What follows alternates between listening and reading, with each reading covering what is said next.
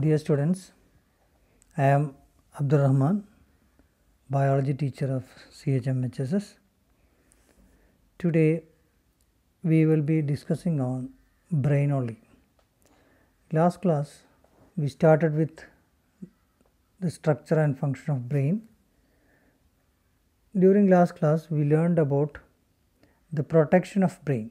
I think all of you remember the protection of brain, the means of protection of brain.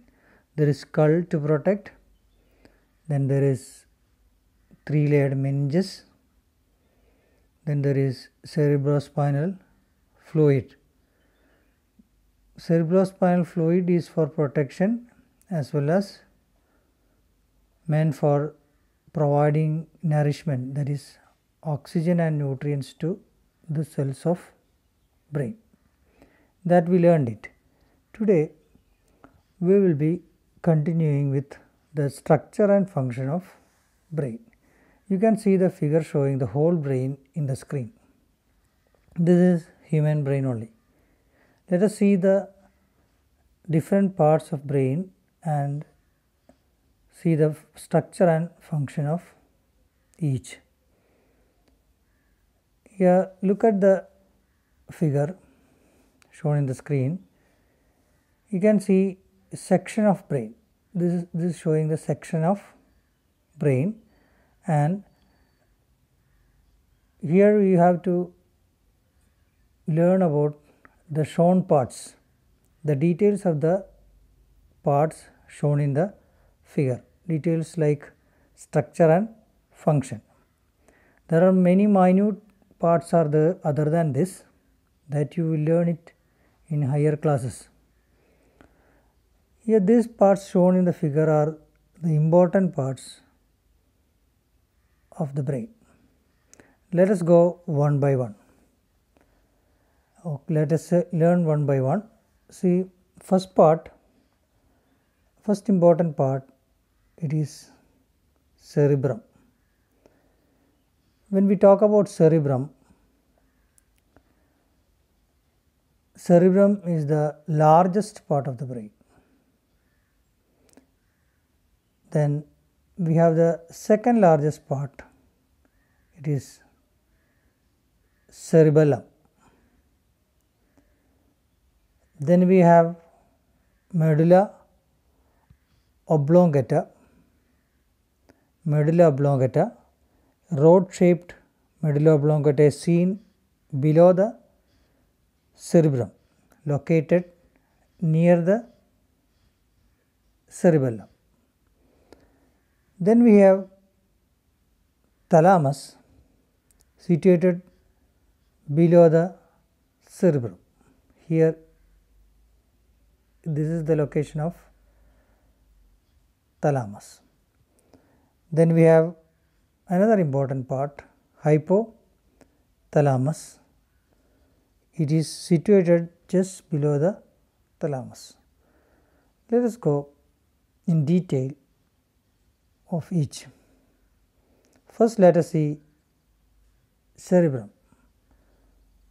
Here we will discuss first about the structure and then the function. These are the two important points you have to learn, structure and function. Here see the cerebrum. Let us see the structure first. Cerebrum, largest part of the brain, the largest part of the brain, and cerebrum is one of the important part of brain. Why it is important? Because it is having lot of functions. Let us see the functions in detail. First of all, structure, largest part. Then there are numerous fissures and folds. Fissures and folds means madakkukalum chulivukalum. You can see the fissures and folds here.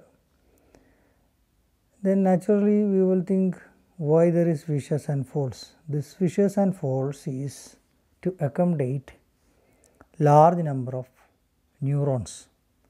Here last topics we learned that nervous system is made up of neurons.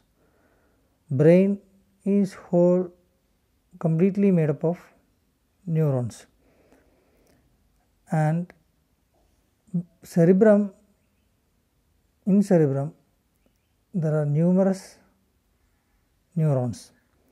This to accommodate large number of neurons there are fissures and folds. Then see, last topic we learned about white matter and grey matter.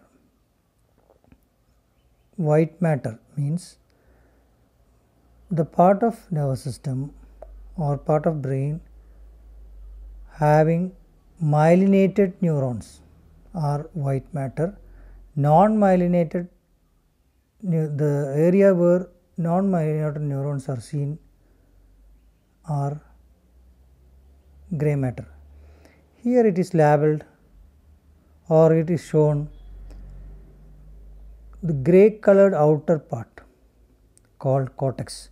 The outer part of the brain or the cerebrum, it is grey colored. That means non-myelinated neurons are accommodated in this area and it is named as cortex. In short, outer part is cortex. When you hear cortex normally cortex and medulla, any outer part in biologically outer part cortex, inner part named as medulla.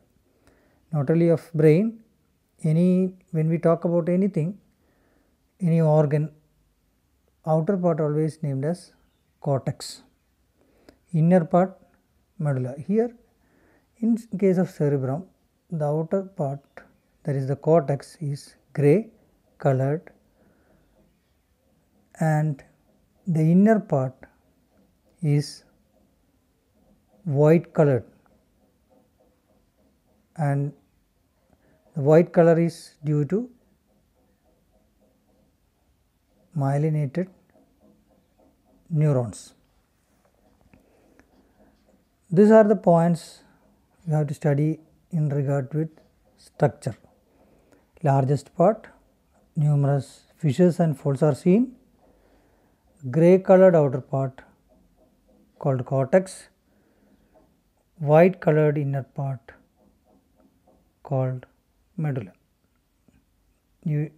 I think all of you know white matter and grey matter. Outer, we can say in short, outer part grey matter or white matter, it is grey matter. Inner part, it is white matter. You should know the reason for white matter and grey matter. Then let us see the function of cerebrum. The function of cerebrum, it is the center of thought, chinda, intelligence, memory and imagination. Simply when you hear center of thought, okay, the center of thought means everything. When we think of anything, it is analyzed in cerebrum. The neurons of cerebrum are analyzing when we think something. Then intelligence, buddhi shakti, it depends on person, it depends on the cerebrum of each person. The intelligence is done by cerebrum. Intelligence of a person is by cerebrum. Memory also not same in all, depends on from each person having different memory. Some are having high memory, some are having low memory. From among you itself, among the students itself, some are having good memory power. This is in provided by cerebrum. Cerebrum is the center for memory. Everything from birth itself onwards, from birth onwards, whatever we see, hear, and whatever sense we get, whatever smell we get, whatever voice we hear, whatever thing we see, all these are stored in cerebrum. Then imagination, we can imagine many things, we imagine, sankalpika, all this is done by cerebrum. Okay, that means cerebrum is having a very important function in our body. Then evoke sensations. All the sense organs are controlled by cerebrum. When we see something, it is analyzed by cerebrum. When we get a smell of something, it is analyzed by cerebrum. When we hear a sound, it is controlled by cerebrum. When through the senses, through skin, touch, hotness, coldness, etc. is controlled by cerebrum. All sensations. Then we have another point mentioned, voluntary movements. Cerebrum controls voluntary movements. What is this voluntary movement? Last year you learned in 9th, in voluntary movements we learned. Movements which are in our control. Walking, talking, moving your hand, etc. are voluntary. Examples for voluntary movements. Voluntarily we do it. Standing, sitting, etc. are voluntary movements. This is controlled by cerebrum. These are the important functions of cerebrum. Now I think you got the structure and function of cerebrum. You can go through the text also. Text it is given. Now let us continue with cerebellum. Structure and function of cerebellum. Cerebellum is the second largest part of brain. Here it is the second largest part of brain, seen behind the cerebrum as two flaps. Normally brain is in two flaps. Here cerebellum also in two flaps. Fissures and grooves are present. There are a lot of fissures and grooves are present to accommodate large number of neurons. Here also cerebellum also made up of neurons, and these fissures and grooves are to provide space for accommodating neurons. It is the second largest part. Then seen behind the cerebrum as two flaps, fissures and folds. This is all about structure. Then let us see the function. Cerebellum coordinates muscular activities and maintain equilibrium of the body. What do you mean by this? Coordinate muscular activity means, example, a person is walking. Okay. When walking, we are not falling down. We are walking straight. This is due to the function of muscles. Muscles are helping to stand straight. And muscular coordination, muscles coordination or muscle control is done by cerebellum. Another example, a person who is drunk loses his balance. പാമ്പായിട്ട് നടക്കൂല്ലേ, പാമ്പ് എന്ന് പറയുക. അതുകൊണ്ടാണ് when a person drinks alcohol, consumes alcohol, it affects cerebellum. Then he loses the balance. That is why a person who is drunk loses his balance. Here, cerebellum coordinates muscular activities and maintain equilibrium of the body. We are walking straight, standing straight, we are getting balance with the help of cerebellum. So if something wrong with cerebellum, we won't be able to stand straight or we won't be able to move properly. Okay, these are the function of cerebellum. Let us summarize again. Cerebellum, second largest part. Seen behind the cerebrum has two flaps. Fissures and grooves are present. Function is, I told you, coordinates muscular activities and maintain equilibrium of the. Equilibrium means സന്തുലിതാവസ്ഥ, നമ്മൾ തുലനം, ശരീരത്തിൻ്റെ തുലനം നിലനിർത്തുന്നത് cerebellum. Okay, let us continue.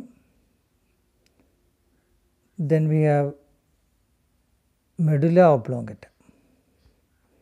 See the medulla oblongata here. Medulla oblongata. Here rod shaped medulla. It rod shaped. Rod means vadi pole. Okay, rod shaped medulla oblongata seen below the cerebrum. This is cerebrum. Here we have cerebrum. Then below the cerebrum there is medulla oblongata located near cerebellum. This is the point regarding structure. Rod shaped, seen below cerebrum and located near cerebellum. This is the point you have to study in your syllabus. This is all about the structure. Rod shaped. Okay. Second largest part. Largest part is cerebrum. Second largest cerebellum. Rod shaped, seen below the cerebrum is medulla oblongata. Medulla oblongata. Okay. Then see the function. Medulla oblongata also having a very important role in maintaining our body.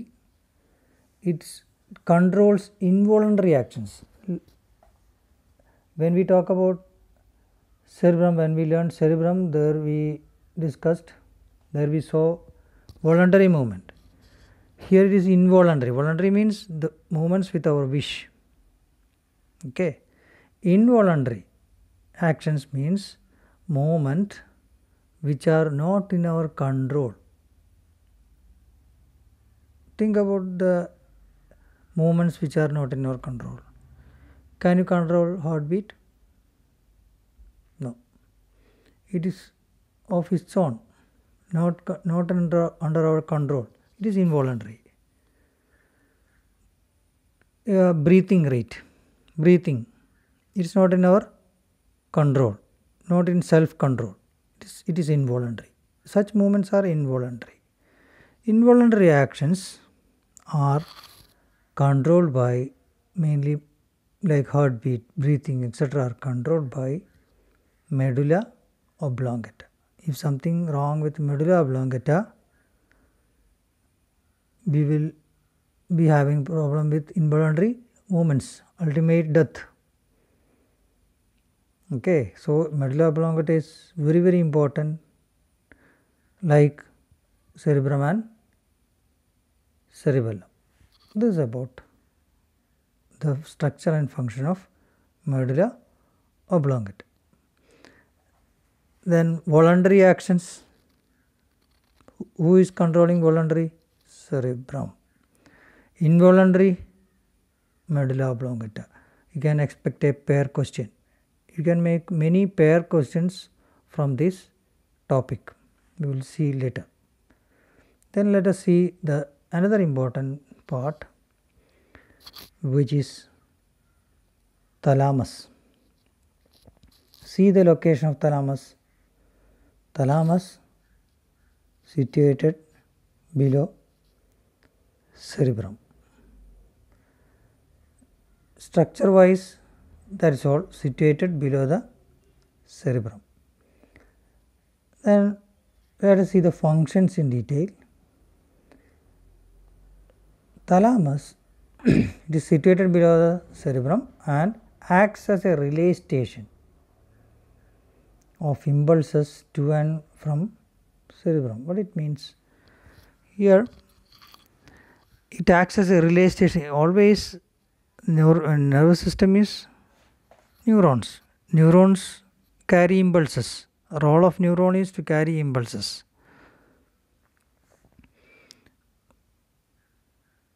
Thalamus carry impulses to and from cerebrum acts as a relay station, post office, like a post office. The impulses going from body to brain, cerebrum, and cerebrum to body part is controlled by thalamus. Without the knowledge of thalamus, no impulses goes to cerebrum. That is why it is called relay station. When an impulse, suppose there is a mosquito bite in our hand. Okay, the impulse, when the mosquito bites, impulse from hand moves to brain, that is to cerebrum. Once it reaches cerebrum, then only we will know the mosquito bite. This impulse first goes to thalamus. Thalamus analyzes it and it will send to cerebrum. Then we know it. During sleeping, very minute things we will not be able to know.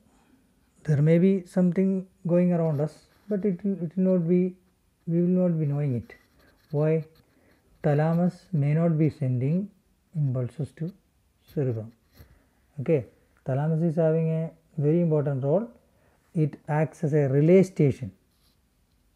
Okay, relay station, like a post office, works as a post office. It analyzes the things for cerebrum and it's sent to cerebrum.